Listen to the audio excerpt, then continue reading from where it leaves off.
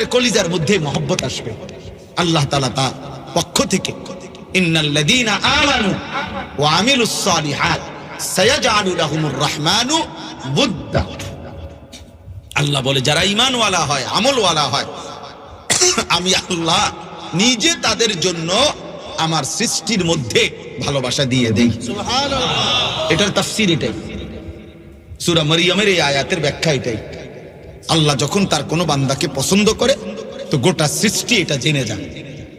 আল্লাহর কুদরতে গোটা মাখলুক জেনে যায় এই আল্লাহর মাহবুব, তখন গোটা সৃষ্টি তাকে ভালোবাসে, গোটা মাখলুক তাকে ভালোবাসে, গোটা মাখলুক তাকে ভালোবাসে।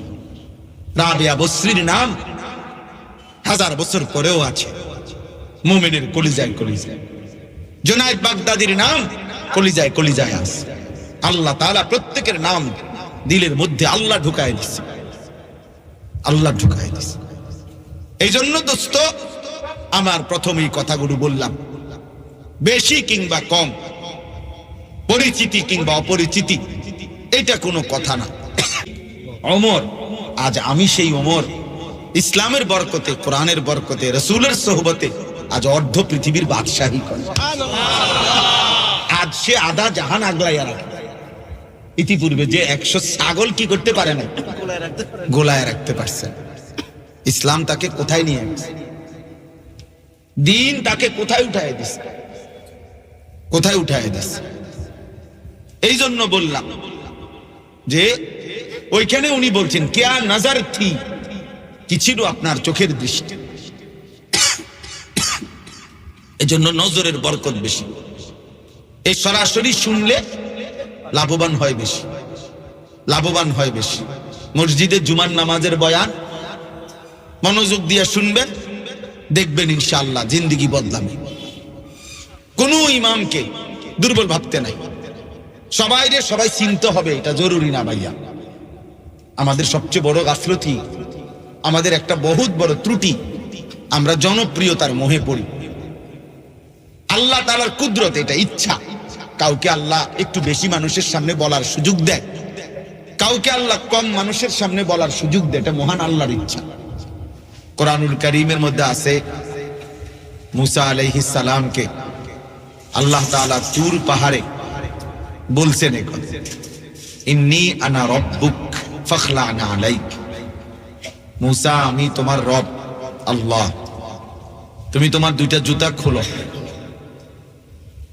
অথচ তাফসীরের মধ্যে আছে, কোরআনের আয়াতের মধ্যে আছে, মুসা আলাইহিস সালাম এই প্রথম তুর পাহাড়ের এই চূড়ায় কেন আসছেন? এতটা প্রচন্ড ঠান্ডা, তখন রাত্রি গভীর।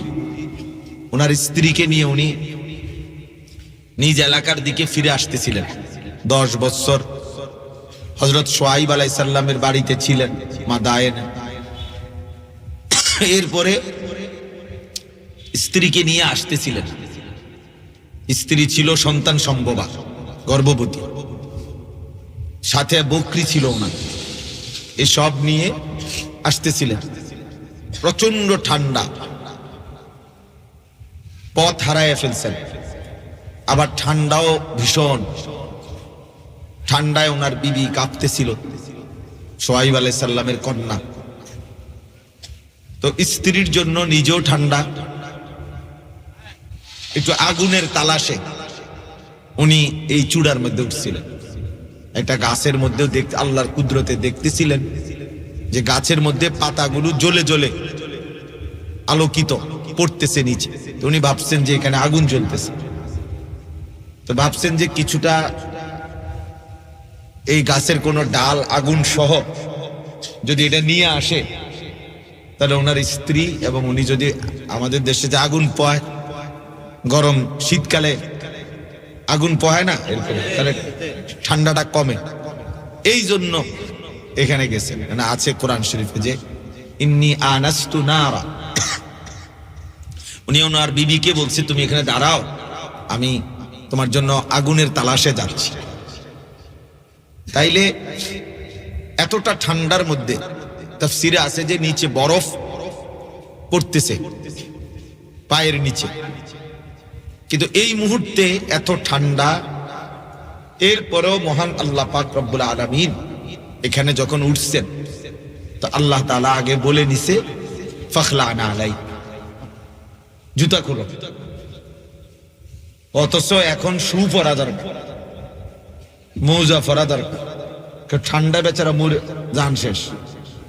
কিন্তু তবুও আল্লাহ তাআলা বুঝাইছেন আল্লাহর কথা শুনবার আদব, জুতা খুলে বসো, জুতা খুলা দেন। ওয়া আনা আখতারতুকা ফাসতামি' লিমা ইউহা, আল্লাহ বলছে জুতা খুলো, আমি তোমাকে বাছাই করেছি, আমি তোমাকে নির্বাচিত করেছি, আমি এনেছি তোমাকে এখানে। ফাসতামি' লিমা ইউহা, অতএব আমার ওয়াহি মনোযোগ দিয়ে শোনো। এই জন্য সবার জন্য এটা নসিহত। এই জন্য দেখবেন আমাদের কওমি মাদ্রাসায় যুগ যুগ ধরে এই নুরানির ছোট বাচ্চা 6 বছরের, আবার দাওরায়ে হাদিসের বড় ছেলে 22 বছরের, 24 বছরের, সবাইরেই আমরা, অর্থাৎ মাস্টার্স আমাদের দাওরা, তো শিশু শ্রেণী, মাস্টার্স শ্রেণী সবার জন্যই আমরা জুতা খোলা অবস্থায় সমান জায়গায় বসে এরপরে সবক পড়ানো হয়। কেন? আমরা একটা মাদ্রাসা 5 তলা বিল্ডিং, ভবন, এত কিছু যদি করতে পারে তো 30টা টেবিল, টুল বানানো সম্ভব না মাদ্রাসার পক্ষে? এটাও তো সম্ভব, এটা কি আর কঠিন কিছু? কিন্তু বানাই না কেন? কওমি মাদ্রাসার মধ্যে টুল নাই কেন? এই কারণ, অর্থাৎ জুতা পরিহিত অবস্থায় পড়া কোরআন সুন্নাহ এটা আদব না, আদব নয়। এই জন্য আদব জরুরি। জুতা খোলা অবস্থায় আল্লাহর কথা শুনলে, পড়লে আদব হয়, আদব হয়। রাসূলুল্লাহ সাল্লাল্লাহু আলাইহি ওয়াসাল্লামের কাছে জিবরাইল মানুষের আকৃতিতে যে কয়বার আসছেন, তো হাদিসে আছে, বিখ্যাত হাদিস, হাদিসে জিবরাইল, ওইখানে আছে যে জিবরাইল আলাইহিস সালাম এসে নবী সাল্লাল্লাহু আলাইহি সাল্লামের সামনে বসছেন, বসে একদম নবীজি সাল্লাল্লাহু আলাইহি সাল্লামের 2 হাঁটু বরাবর, হাঁটু সমান করে মুখোমুখি হইয়া বসছে। একবারে নবীজির সিনা আর জিবরাইলের সিনা বরাবর, চোখ বরাবর, নাক বরাবর, হাঁটু বরাবর। ফাসনাদা রুকবাতাইহি ইলা রুকবাতাইহি, দুইজনের হাঁটু পর্যন্ত বরাবর।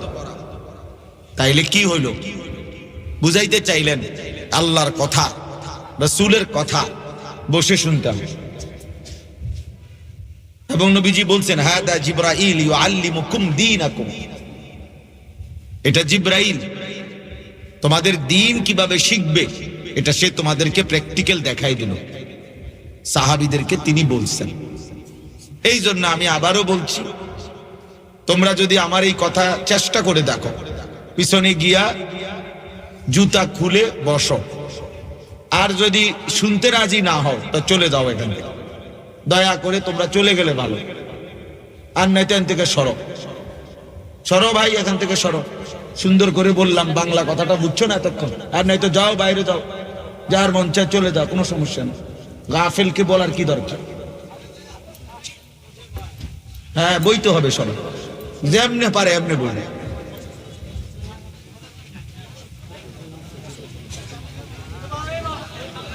কথা বলেন না, কথা বলেন, একদম চুপ, কথা বলবেন না। পিছনে পিছনে ভাই, পিছনে প্রয়োজনে এই কাপড় খুললে বসার জায়গা করে দেন। আপনারা এখান থেকে সরেন, সরেন এখান থেকে, সরো। বাবা সরো। হ্যাঁ, না হয়তো চলে যাও, অসুবিধা না, আমার কোনো আপত্তি নেই। কিন্তু শুনতে হলে এনে বইতে হবে। আপনার রাগ হলে আমার কিছু করার নেই। পিছনে জায়গা আছে, কেন বসবে না? মাশাআল্লাহ। ওই কালো গেঞ্জিওয়ালা বসো, যাও ওখানে যাও, যান। ছেলে যাও এখান থেকে, বেটা সরো এখান থেকে, সরো।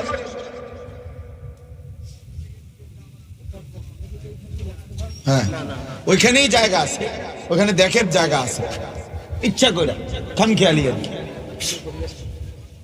শালাস না, এটা খুললেন না। বাবা এদিকে যাও, বাবা ওইদিকে, এদিকে আইতেছো কেন? ওইদিকে, ওইদিকে যাও। আরে এই কয়েকজন এনে দাঁড়াই রয়েছেন কেন? চাচা, এই চাচারে বসান। মাশাআল্লাহ, এই তো শেষ হয়েছে না? দেখছেন? আলহামদুলিল্লাহ। একটা জিনিস মনে রাখতে হবে, একজন আলেমের কথা আমি যদি প্রথম কথাটাই না শুনি, তাহলে এরপরে যে আপনি কিতা শুনবেন এটা বোঝা যায় না তো? এটা তো বুঝাই যায় যে এরপরের কথাও যে আমি শুনবো না, এটার প্রমাণ তো হলো আমি প্রথম কথাই শুনলাম না। এইবার দ্বিতীয় আর একটা কথা আছে, সেটা হলো আসলে বাস্তবতা হলো, এটা অপ্রিয় হলো, এখন কষ্টকর হবে, বাকি এটাও মানতে হবে। সেটা হলো এই হাতে ধরা যতগুলো মোবাইল, এগুলো সব বন্ধ করে দিতে হবে। একজনও, ভাই আমার এটা আদেশ, আমি আবারও বলছি, যাদের হাতে ধরা মোবাইল এটা নামাও, বন্ধ করো। এমনি শোনো দোস্ত, ফায়দা হবে। আমি আমার অনেক কাশ, অ্যান্টিবায়োটিক ওষুধ খাইতেছি, কিন্তু খুব ঠান্ডা লাগে রয়েছে আজকে ঈদের পর দিন থেকে। তারপরও আমি আসছি। আমি জানি মাহফিলের প্রতি আমারও মহব্বত আছে, আয়োজকদেরও ভীষণ মহব্বত আছে। এজন্য ভাইয়া আমরা, এটা বরকত হবে। আল্লাহর কথা চোখ থেকে শুনলে, তাকাইয়া শুনলে 1 লক্ষ মোবাইলে ওয়াজ শোনার চাইতো বেশি উপকার। নজরের বরকত বেশি, নজরের বরকত বেশি, অল্প হোক, সাহচর্যের বরকত বেশি। এই জন্য নজরের আলাদা ফায়দা আছে।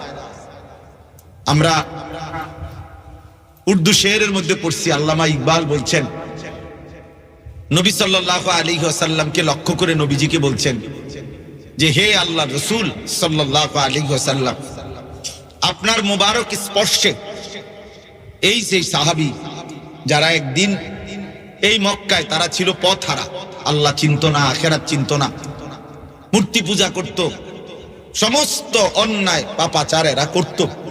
আজকে আপনার ছোঁয়ায়, আপনার নজরে তারা আজকে, যারা নিজেরা ছিল পথহারা, আজকে তারা লাখো মানুষকে পথ দেখায়। जो ना थे खुद राह पर और रू के हादी बन गए, क्या नजर थी जिसने मर्दू को मसीहा कर दिया। যারা পথহারা ছিল, এই মনে করেন দাহিয়ায়ে কলবি, ইনি সেই সাহাবী যিনি আপন কন্যাকে, কোলের বাচ্চা মেয়েকে জীবন্ত মাটিতে পুঁতে ফেলছে। আজকে সে ঈমান আইনা এমন আল্লাহর প্রিয় হইছে যে জিব্রাইল তার আকৃতিতে নবীজির সামনে আসে। তাহলে কি ছিল সে, কি হলো সে, কি হলো সে? হযরত ওমর রাদিয়াল্লাহু তাআলা আনহু বলতেন, ওমরের মতো সাহাবী যখন তিনি মুসলমানদের খলিফা ছিলেন, অর্ধ পৃথিবীর বাদশা ছিলেন, তো উনি মাঝে মাঝে মসজিদের মিম্বরে বসে বলতেন যে, শোনো সাহাবীরা, এই ভাই যে আমার কথা শুনলা না, তুমি উঠে যাও ভাই, আমি এরপর উঠাই দেবো, কিন্তু মোবাইল যে নামাইলা না, তুমি বেত্তবিজি করো না, তুমি উঠে যাও এখান থেকে। হযরত ওমর রাদিয়াল্লাহু তাআলা আনহু উনি বলতেন যে সাহাবীদেরকে, যে শোনো বন্ধুরা, আমি সেই ওমর ছিলাম যেই ওমর একজন মহিলার বকরি চড়াইতাম, নির্ধারিত পারিশ্রমিকে, মজুরিতে, ভাড়ায়, অর্থাৎ মহিলা আমাকে একটা নির্দিষ্ট পারিশ্রমিক দিত, আমি তার বকরিগুলো চড়াইয়া দিতাম। কিন্তু দুর্ভাগ্যের বিষয় হলো, তিনি বলেন, আমি কোনোদিন আমার ওই মহিলা মনিবের বকরিগুলো বিকালবেলা যখন ফিরে আসতো, আমি আইসা গুইনা যতটা নিছিলাম অতটা কোনোদিনও ঠিক মতো আইনা বুঝাই দিতে পারতাম না, হারাই লাইতাম। 2-4-5টা বকরি আমি গুইনা গুছাইয়া রাখতে পারতাম না। আমি সেই ওমর, যেই ওমর 100 ছাগল গোলাইয়া রাখতে পারতাম না, আমি ছিলাম সেই ওমর। আজ আমি সেই ওমর, ইসলামের বরকতে, কোরআনের বরকতে, রাসূলের সোহবতে আজ অর্ধ পৃথিবীর বাদশাহী করে। আজ সে আধা জাহান আগলাইয়া রাখে। ইতিপূর্বে যে 100 ছাগল কি করতে পারে না, গোলায় রাখতে পারছেন। ইসলাম তাকে কোথায় নিয়ে আসছে? দিন তাকে কোথায় উঠায় দিছে, কোথায় উঠায় দিছে। এই জন্য বললাম যে ওইখানে উনি বলছেন কেয়া নজর থি, কি ছিল আপনার চোখের দৃষ্টি। এজন্য নজরের বরকত বেশি। এই সরাসরি শুনলে লাভবান হয় বেশি, লাভবান হয় বেশি। মসজিদে জুমার নামাজের বয়ান মনোযোগ দিয়ে শুনবেন, দেখবেন ইনশাআল্লাহ জিন্দেগি বদলাবে। কোন ইমামকে দুর্বল ভাবতে নাই। সবাই চিনতে হবে, এটা জরুরি না ভাইয়া। আমাদের সবচেয়ে বড় গাফলতি, আমাদের একটা বহুত বড় ত্রুটি, আমরা জনপ্রিয়তার মোহে পড়ি। আল্লাহ তাআলার কুদরত, এটা ইচ্ছা। কাউকে আল্লাহ একটু বেশি মানুষের সামনে বলার সুযোগ দেয়, কাউকে আল্লাহ কম মানুষের সামনে বলার সুযোগ দেয়, এটা মহান আল্লাহর ইচ্ছা। এটার মধ্যে আহামরি কোনো কৃতিত্বের কিছু নাই। 10,000 মানুষ যদি এখানে জমা হয় আজকে, তো আমার কবর আযাব মাফ তো কি লাভ হইল? মানে আমার এই জনপ্রিয়তা দিয়ে আমার কি হবে? আমার যদি কবর আযাব মাফ নাকি? এটা 50,000 মানুষ হইলে আমি সফল। তাইলে সফলতা কিংবা ব্যর্থতার জন্য সংখ্যা কোনো বিষয় নয়, বাস্তব কথা এটা বুঝতে হবে। সংখ্যা বিষয় না, সংখ্যা বিষয় না। সবাই চিনতে হবে, এটাও জরুরি না, এটাও জরুরি। নবী সাল্লাল্লাহু আলাইহি ওয়াসাল্লাম বলছেন, ফাওয়াল্লাহি লা আন ইয়াহদিয়াল্লাহু বিকা রাজুলান ওয়াহিদান খায়রুন লাকা মিন হুমুরিন নাম। আল্লাহর কসম, ফাওয়াল্লাহ, আল্লাহর কসম, নবীজির হাদিস, তোমার দ্বারা একজন ব্যক্তি দিছে এটারে সদবদ বানাইয়া তখন চলে না। আচ্ছা, তোমার দ্বারা একজন ব্যক্তি, রাজুলান ওয়াহিদান, নবীজি বলছেন তোমার দ্বারা একজন ব্যক্তি হেদায়েত পাওয়া, আল্লাহর রাস্তা পাওয়া, আখিরাতের পথ পাওয়া, একজন লোকের জিন্দেগিটা বদলে যাওয়া। নবীজি বলছেন গোটা আরবের সমস্ত দামি ওট তোমাকে হাদিয়া দেওয়ার চাইতেও কোটি গুণে এটা বেশি উত্তম। কয়জন ভাই? একজন। রাজুলান ওয়াহিদান, একজন লোক। তাহলে সফলতার জন্য 10,000 জরুরি না, সবাই চিনতে হবে, এটাও জরুরি না। কোরআনুল কারীমের মধ্যে 25 জন নবী এবং রাসূলের নাম আছে কোরআন শরীফ। কতজন? তো নবী এবং রাসূল মোট 25 জনই তো 1,24,000 একটি বর্ণনা। তাইলে এই বর্ণনাটা যদি ধরে নিলাম, তাই 1,24,000 নবী এবং রাসূল, তো 25 জন যাদের নাম কোরআন শরীফে আছে। আচ্ছা, আরো কিতাবাদিতে খুঁজলে আরো নইলে 50 জনের নাম পাইবেন, তাহলে আপনি নইলে 100 জনের নাম পাইবেন। ঠিক আছে, হুজুর কইছেন 100 জনের নাম পাইবেন সর্বোচ্চ বাড়ি চালান দিয়া। বাড়ি চালান দিলে হয়তো আরো 100 পাইবেন, তাহলে 125 জন হইল, 125 জন হলো না? তো তাইলে বাকি যে লক্ষ এর চাইতে বেশি নবী এবং রাসূলের নাম পৃথিবীর কেউ জানে না, কোনো কিতাবেও নাই। তো ওনারা ব্যর্থ, এইটা বুঝতে হবে। এটা উলামায়ে কেরাম আপনাদেরও বোঝা দরকার, আপনাদেরও বোঝা মূলত ফিকির দরকার। বাপ, ফিকির দরকার। আমি কইলে কয়জনে শুনবো, আপনি কইলে কয়জনে শুনবো, মানে আপনি কয়জন হইলে আপনি মনে করছেন যে আপনি সফল? আপনি বলেন তাহলে। অনেককে বললে এটা বলে, আমি কইলে হুজুর শুনবো কয়জন? কয়জন আপনি কোন? তাহলে কয়জন শুনলে আপনার কাছে ভালো লাগবো আপনি বলেন? এমন তো নাই। আল্লাহর কথা বলা এটা না আমার জিম্মাদার। কোরআনুল কারীমের মধ্যে আছে, ওয়ামা আকসারুন নাস ওয়ালাউ হারাসতা বিমুমিনিন, সূরা ইউসুফের আয়াত। আল্লাহ বলে, বন্ধু আপনি যদি প্রচন্ড চান, ওয়ালাউ হারাসতা, খুব বেশি আগ্রহ যদি করেন, সব লোক ইমানদার হবে না। ওয়ামা আকসারুন নাস, অধিকাংশ লোকই ইমানদার কি হবে না, হবে না। আপনি যত চিৎকারই করেন, যত কষ্টই করেন, যত আগ্রহী করেন, তাইলে আপনি এখানে সংখ্যা কোনো বিষয় না, সংখ্যা কোনো বিষয় না। কালিলাম মা তাশকুরুন, আল্লাহ বলছে আমার কৃতজ্ঞতা আদায় করে কম। কালিল কালিলাম মা তাযাক্কারুন, কোরআনে আল্লাহ বলছে উপদেশ গ্রহণ করে কম কম কম মানুষ। আমার শায়েখ আল্লামা মুফতি মুশতাকুন নবী কাসেমী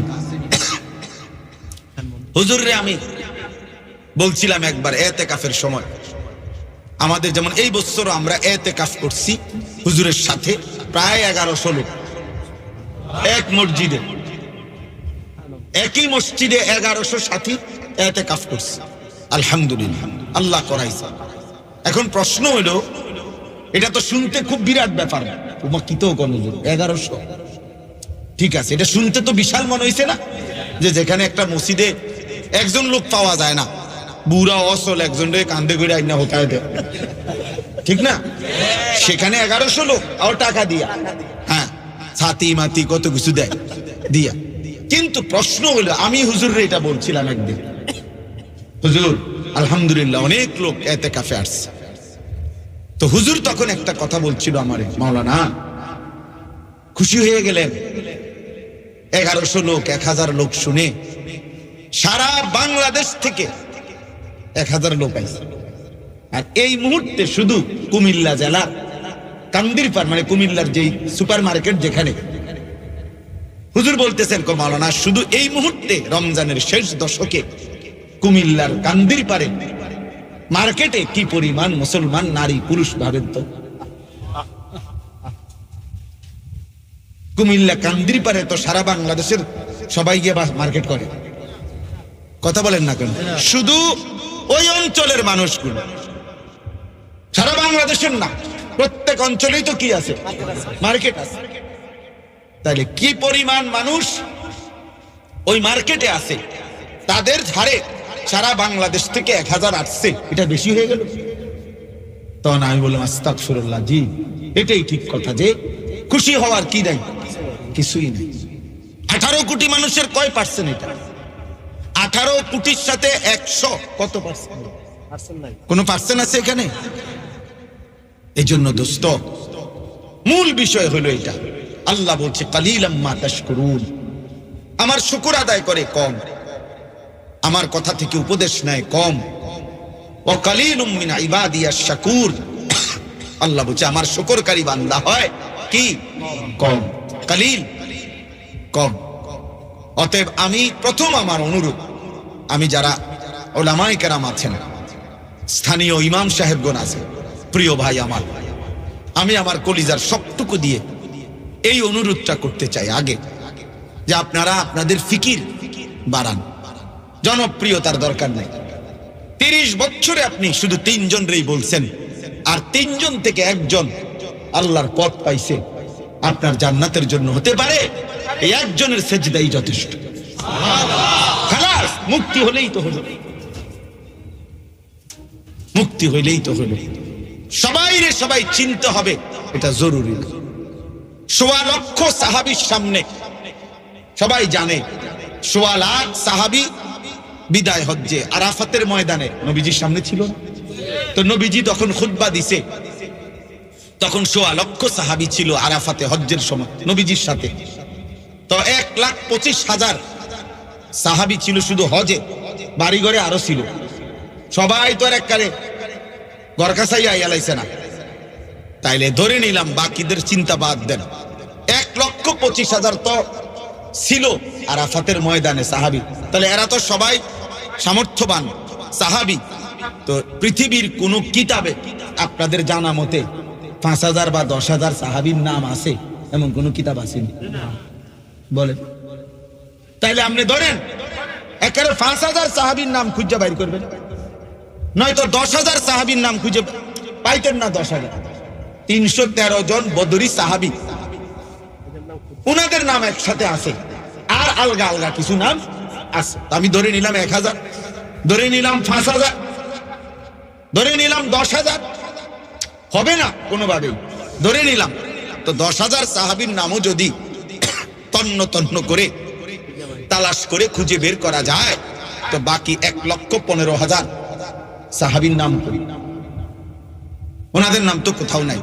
তো ওনারা ব্যর্থ, যে মতো ব্যর্থ না, ওনারা চিনলো না, মানুষ ফেসবুকে আইলো না, ইউটিউবে ওনাগো নাই, নাম নাই, ওনারা ব্যর্থ হয়ে গেলেন। এই কথাটা আপনারা বুঝতেছেন, এই কথাটা আপনারা বুঝেন, ইমাম সাহেবগণ আপনারা বুঝেন। ইমাম সাহেব আপনি রাগ করেন না আমার কথায়।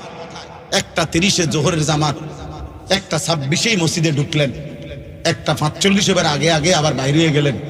না না, এই জিন্দিগি আর একটু চেঞ্জ করেন, করে 5 ওয়াক্ত নামাজের আগে পড়ে এই মহল্লার মুসল্লি একজনকে দুইজনকে আরেকটু সময় দেন, আরেকটু সময় দেন। ওই চাচার কোরআন শরীফটা ধরে ঠিক করে দেন, ওই চাচার রুকুটা ধরে ঠিক করে দেন। উনি শুনতে চাইবে না, উনি বিরক্ত করবে, উনি রাগও হইতে পারে, উনি ধমকও দিতে পারে, কিন্তু আপনি ফিকির করেন, আপনি ফিকির করেন, দেখবেন আল্লাহ আপনার মধ্যে বরকত দিবে, আল্লাহ বরকত দিবে। উম্মত, আমি এটা বুঝি না, আমি বুঝি যে আমার আল্লাহর কথা বলতে হবে। কখনো কম পাইলাম তো কম কি বলি, কখনো বেশি পাইলাম। আমার এই ছোট্ট জীবনে আমার শুধু এমনি বুঝার জন্য বলতেছি, আলহামদুলিল্লাহ আমি আল্লাহকে সাক্ষী রেখে বলি, আমার এরকম 100বারও এমন জীবনে গেছে। মাগরিব বাদ বয়ান করতে আমি যখন বসছি তখন 2 জন শ্রোতাও এসে বসে নাই, তখন আমি তখনও পুরো বয়ান শুরু করছি, তো পরে ধীরে ধীরে কিছু লোক আসছে, আমি বলে শেষ করছি, কোনো অসুবিধা নাই, কোনো সমস্যা নাই। আল্লাহর জন্য বলা, কবি আরশ পর কবি ফরশ পর, কবি উনকে দর কবি দর বদর, গমে आशिकी तेरा शुक्रिया मैं कहां कहां से गुजर गया, कभी हो रास्तू में तन्हा कभी हो गुरूद सहरा, मैं जुनू का हम सफर हो मेरा कोई घर नहीं।